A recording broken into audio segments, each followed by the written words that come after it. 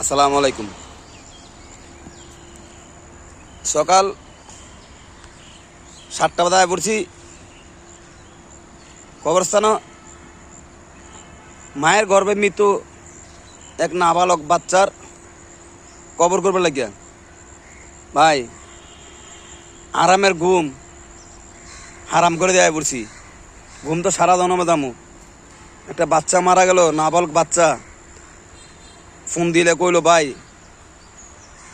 আমার সন্তান মারা গেছে মেডিকেলে, অন ভাই হ্যাঁ একটা কবর করা লাগে।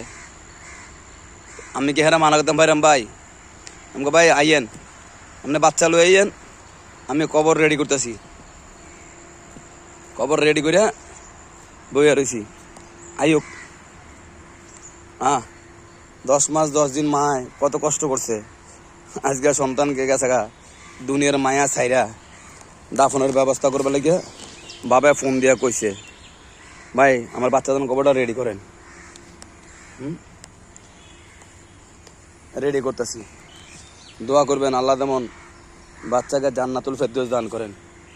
দেখছেন যত দেখবেন এত আবেগ এত বিভাগ খাড়া দেব ভাই। আহা দেন খাইল্লা ঘর বালু ঢুকিয়া ঘর ফুরে গেছে গা সাপ দিয়ে ধরে রাখছে। খাইল্লা ঘর সারা বাসটিও কিচ্ছু হয় নাই, কিচ্ছু হয় নাই।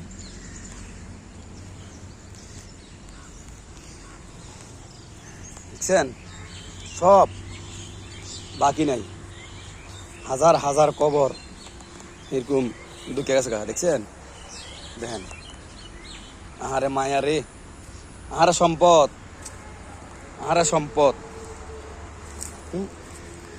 আহারে সম্পদ।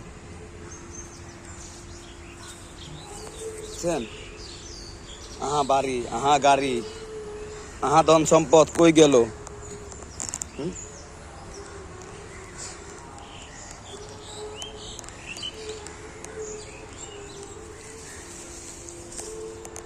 দেন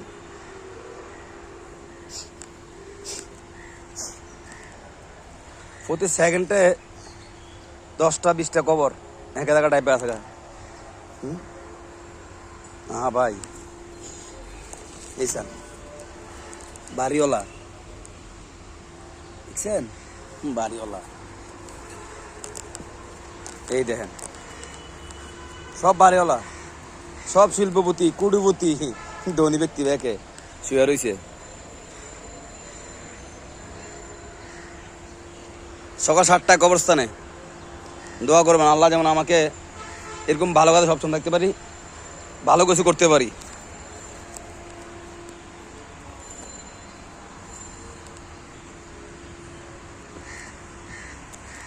ভাই ভিডিওটা শেয়ার করে দেন না, অন্য এক ব্যক্তি দেহক দেহক হ্যাঁ গার্জিয়ান, তারা ছেলে মেয়ে দেহক।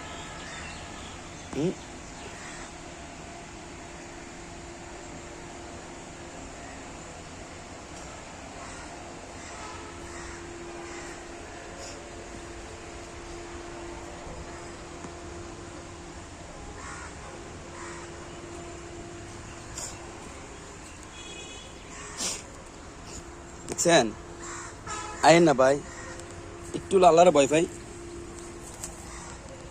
খাইলা ঘর সিন্ধু করে রয়েছে।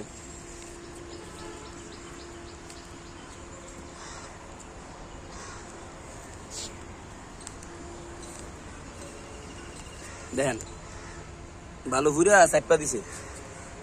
ওই দেন মাথা, মানুষের মাথা বাইসা রয়েছে।